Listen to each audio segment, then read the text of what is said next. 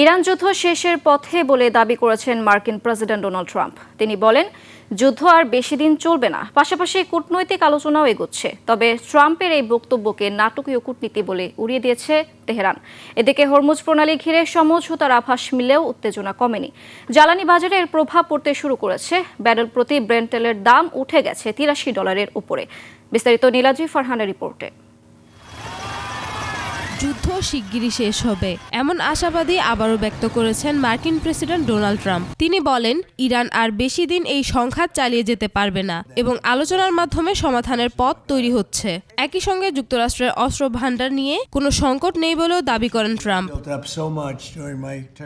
তবে ট্রাম্পের এই অবস্থানকে সরাসরি প্রত্যাখ্যান করেছে ইরান। দেশটির পার্লামেন্ট স্পিকার মোহাম্মদ বাঘের কালিবাফ অভিযোগ করেছেন, ওয়াশিংটন একদিকে হামলার হুমকি দেয়, অন্যদিকে আলোচনার কথা বলে। এটি বারবার একই ধরনের নাটকীয় কূটনীতি। যুক্তরাষ্ট্রকে বাস্তবতা মেনে প্রতিশ্রুতি রক্ষার আহ্বানও জানান তিনি। এদিকে হরমুজ প্রণালী ফের চালুর লক্ষ্যে ইরান, যুক্তরাষ্ট্র ও ওমানের মধ্যে একটি অস্থায়ী সমঝোতা আলোচনা এগোচ্ছে। তবে আলোচনার পাশাপাশি তেহরান জুড়ে নিরাপত্তা ব্যবস্থাও আরও জোরদার করেছে ইরানি কর্তৃপক্ষ। হরমুজ প্রণালীকে ঘিরে অনিশ্চয়তা অব্যাহত থাকায় আন্তর্জাতিক জ্বালানি বাজারেও চাপ বেড়েছে। ব্রেন্ট অপরিশোধিত তেলের দাম বেড়ে ব্যারেল প্রতি $83.48 পৌঁছেছে।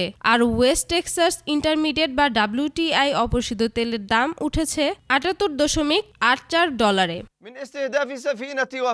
অন্যদিকে সংঘাতের প্রভাব পড়েছে ইয়েমেনেও। হুথিদের আত্মঘাতী ড্রোন ও ব্যালিস্টিক ক্ষেপণাস্ত্র হামলায় ইয়েমেনি বাহিনীর অন্তত 18 সেনা নিহত হয়েছে। পরিস্থিতি কোন দিকে মোড় নেয় সেদিকে এখন নজর আন্তর্জাতিক মহলের।